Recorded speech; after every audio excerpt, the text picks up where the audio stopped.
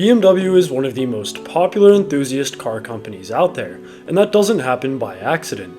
As the company that keeps the inline-six engine alive, much of that technology has been used over the years to put out some pretty amazing four-cylinder engines as well. In this video, we will investigate each of BMW's inline-four engines, including diesels, to determine how good each of them is in terms of reliability, performance, and technological significance. Each engine will be ranked in a tier list format to figure out which of them comes out on top. Let's get started. Just a heads up as we get going, this video just so happened to work out where some of the better or worse engines are kind of clustered together in chronological order, so you may see a streak or two of similar ratings. I do have chapters at the bottom though if you are looking for a specific engine. So kicking things off is the BMW M10, a robust unit with an aluminum head all the way back in the 1960s. It also consisted of hemispherical chambers, forged internals, and a timing chain. In essence, this engine was designed to last continuous use, unsurprising as it was conceived by a race car driver. As the first 2 decades of production passed and the M10 proved to be a very reliable engine, BMW decided to make a racing engine based on it known as the M12. In the mid-80s, the M12 found itself housed in both Formula 2 and Formula 1 cars, a testament to its durability. Back to the M10 though, the road-going version was slightly underpowered, even in its singular turbocharged variant. That said, it became a benchmark of reliability to be repeated in future years, and the M10 is worthy of the A tier. With an engine block based on the M10, the S14 was a dual overhead camshaft monster that revved to over 7,000 RPM. It's most commonly known as the fan favorite found in the E30 BMW M3. These engines are lightweight, sound incredible, and stomp on everything else from the era in terms of performance. Thanks to these attributes, the S14 has seen plenty of usage in motorsport, with many using it for track use even today. One of the large reasons behind its current usage is how well they modify. All S14s come naturally aspirated, but with how reliable and overbuilt these engines are, a turbo setup can fully unleash what the S14 can do.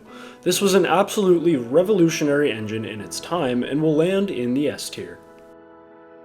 The direct successor to the M10, the M40 had a single camshaft valve train that interestingly reverted to a timing belt, a usually less reliable system than a timing chain, or at least it becomes a maintenance item. Only given a few applications, the M40 is a pretty weak engine, barely cracking 100 horsepower. From what owners have to say, the M40 is quite reliable and has no known major issues.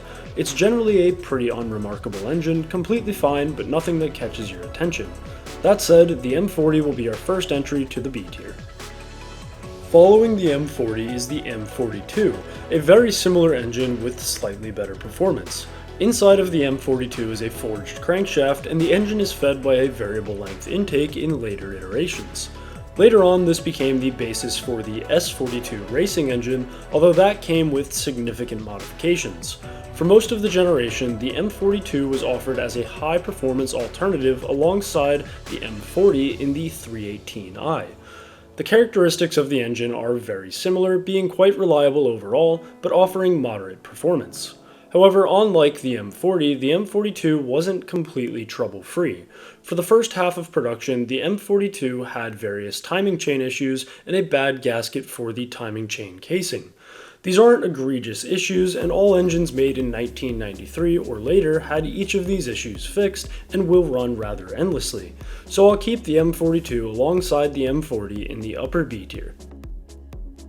The more direct successor to the M40, the BMW M43 took over for the next generation of 3 Series in their base model trims. It also powered the first generation BMW Z3 in the mid-90s. Designed to be ultra-reliable and fuel-efficient, the M43 isn't the most powerful due to small displacement and conservative tuning. When you consider how light the cars that it's found in were though, the M43 has enough to perform adequately. This engine is also equipped with a variable length intake manifold to improve torque production, but is very simple other than that. The basic architecture with only a single overhead cam allows this engine to really shine from a longevity standpoint if properly maintained. Forums are littered with owners reaching 250 to 300,000 miles without a rebuild. The cooling system does have numerous plastic components that should be carefully monitored with age, but for an engine this reliable to be made in the 90s is truly impressive and worthy of the A tier. The M44 was the replacement for the M42 and received some technological refinement. Despite being slightly larger than the M42, the M44 does not produce any more power, although it is more fuel efficient thanks to its revised valve train. This is a pretty equivalent engine to the later M42s that received updates in terms of reliability, performance, and general design. It did lose the forged crankshaft in favor of casting for easier mass production, a notable difference. Altogether, the M44 was a proper replacement of its predecessor and had technological advancements appropriate for the time past. BMW's M44 will also fall into the B tier. Now for our first diesel of the video, the M41 was an extremely low-powered turbo diesel engine. Only found in E36 diesel models, this engine was largely based on the 6-cylinder M51 diesel engine. There aren't many opinions on the M41 because the production numbers were rather low with only one short application. That said, from what I can find, it's plenty reliable and very fuel efficient, getting around 36 miles per gallon. In itself, that's quite impressive, but 89 horsepower out of a turbo diesel is very low despite the respectable torque figure. A very average engine, the M41 should fit into the B tier. Back on the gasoline side is the BMW N40, one of BMW's earliest engines with both the block and heads made of aluminum. This engine was designed to be small and lightweight, with a measly 1.6-liter displacement to keep the profile small. The N40 makes more power than the M43 that it replaced in most of its applications, largely thanks to the introduction of dual overhead cams with variable valve timing. Power can more effectively be made in the high RPM range with this design change.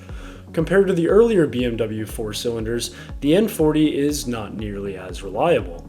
They've become known for regular and major timing chain issues as well as oil leaks and carbon buildup. The all-aluminum architecture and inclusion of variable valve timing are steps in the right direction, but the reliability concerns will land the N40 into the C tier. The N42 is meant to be a higher performance version of the N40, a bigger engine for higher trim levels in the same applications.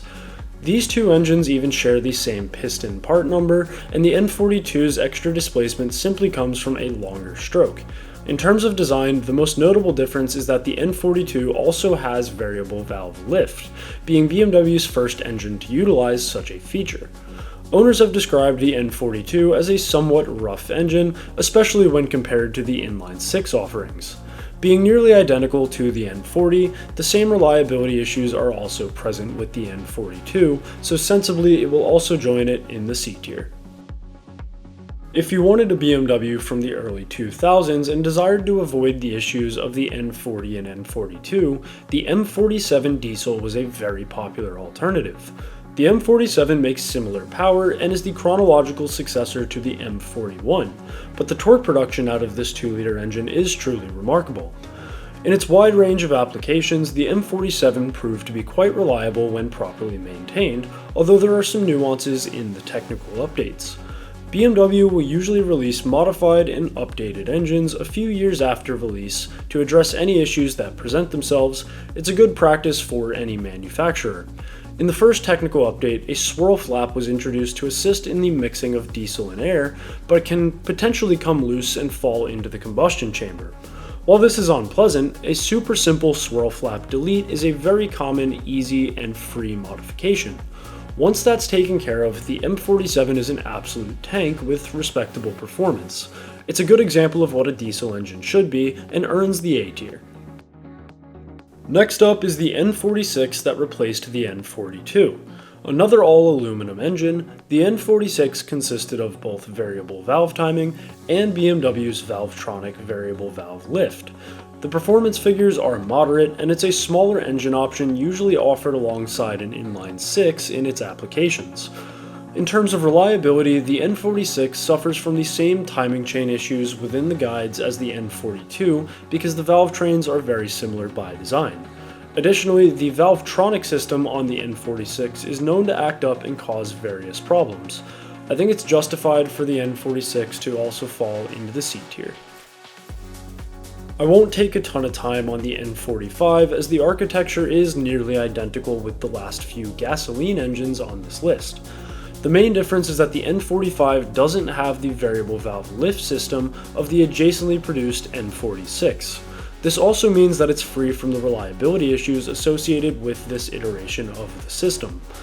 It essentially has the same performance of the N46, but with some reliability improvements. The timing chain issues are still a thing, but I would say out of the N40, 42, 46, and 45, the N45 is overall the best engine, although they are all very similar. I'll reluctantly give the N45 the benefit of the doubt and let it sit in the lower B tier.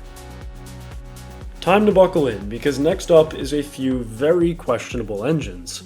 The N43 was the replacement of the N46 and was nothing short of a disaster. It's quite similar in both size and performance figures and shared several years of production as well.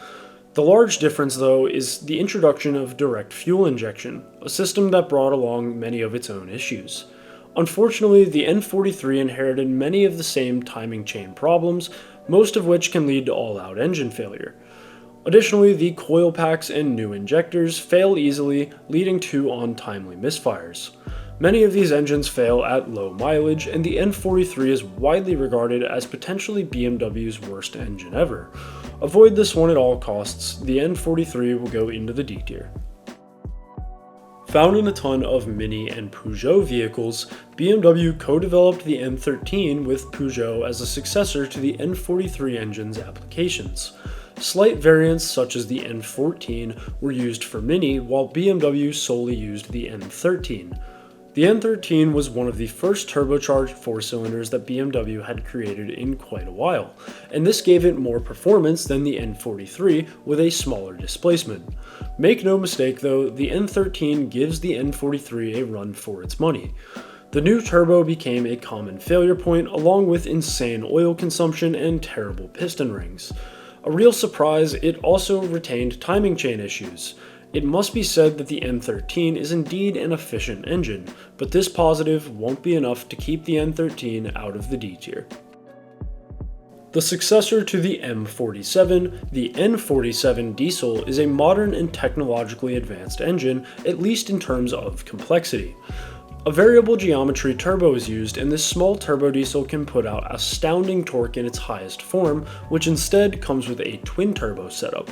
Efficiency is another strong point of any diesel engine, and the N47 is no exception here. While on paper the N47 looks like a strong engine, there are still various concerns with reliability. The biggest of these is, well, you guessed it, timing chain failure. Although the failure mode here is slightly different than with the previous engines, as the chain stretches to a point of catastrophic failure, usually causing the engine to stall and seize. This was more prominent in earlier models, but persisted and was documented for the entire length of the N47's production. Additionally, the turbo wastegate could get stuck open, causing rapid fuel usage. There was another issue with the exhaust gas recirculation system that could damage a wide range of components, eventually causing a mass recall to be issued. The N47 is another engine to forget, but I would say that it's slightly better than the previous two, as it at least has a redeeming quality in the form of great performance when functioning. That said, it will land into the lower C tier. Before we get to what might be the best engine here, the N20 is the last questionable engine we're going to cover. This engine also comes with a turbo, although the N20 is a gasoline engine. Found at the top of it is another dual overhead camshaft setup with both variable valve timing and lift. Like the N43 and onward, the N20 features direct injection. When it was new, many found the N20 to be a small and efficient powerhouse with solid performance. Yet, as the years passed, design flaws started to make themselves apparent.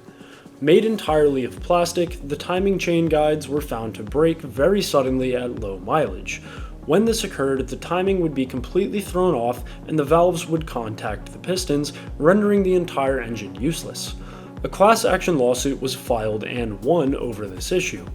I'm going to be especially harsh here because although many of these engines have had timing chain issues, the N20 is the most recent. Essentially, for literal generations of engines, BMW has failed to address these problems and fortify the system. It seems to be a very unfortunate case of cost cutting, and the N20 will round out the D tier. We're finally done with the problematic engines, as the B48 is one of the greatest ever made. This fully aluminum gasoline engine puts out massive power from a lightweight and compact profile. By design architecture, the B48 is almost the same as the larger and widely loved B58 inline-6 engine, but obviously with 2 fewer cylinders. All versions come with a twin-scroll turbo that can be tuned to make ridiculous power without compromising reliability. This is because, unlike the N20, the B48 is a closed deck block, meaning it can handle far more boost without compromising the structural integrity of the cylinders. The technical update of the B48 made it even better, simplifying the timing system for longevity, adding more cooling, and reducing the weight of the engine's internals. Speaking of internals, all B48s come with a forged crankshaft and forged connecting rods, further aiding the engine's reliability and tuning potential. It seems the B48 is the culmination of years of design effort in fixing issues that were seen with previous engines. Many believe this to be one of the best 4-cylinders of all time, suggesting the B48 should land in the S tier. Finishing things off is the B47, a turbo diesel that is part of the same family as the B48 and B58. For many of the reasons discussed earlier, the B47 is a phenomenal engine and the best of BMW's 4-cylinder diesel offerings. Notably, the internals of the B48 are said to be stronger than its diesel counterpart, making the B47 have a slightly lower ceiling for tuning ability. The later and more powerful B47s can reach over 350 pound-feet of torque completely stock though, so tuning these isn't exactly necessary. You could easily make an argument for the B47 to find itself in the S tier, but I do think overall the B48 will go down as the more memorable and more capable engine. That said, the B47 will wrap the video up at the top of the A tier. So there we have it, all of the BMW 4-cylinder engines ranked out. Let me know if there was anything that I missed or that you would change, and I hope you enjoyed the video. If you did, be sure to subscribe to the channel to stay tuned for the rest of the engine tier list series, and check out some of the other inline 4 engine rankings that have been done on the channel as well. Thanks for watching, and have a great day.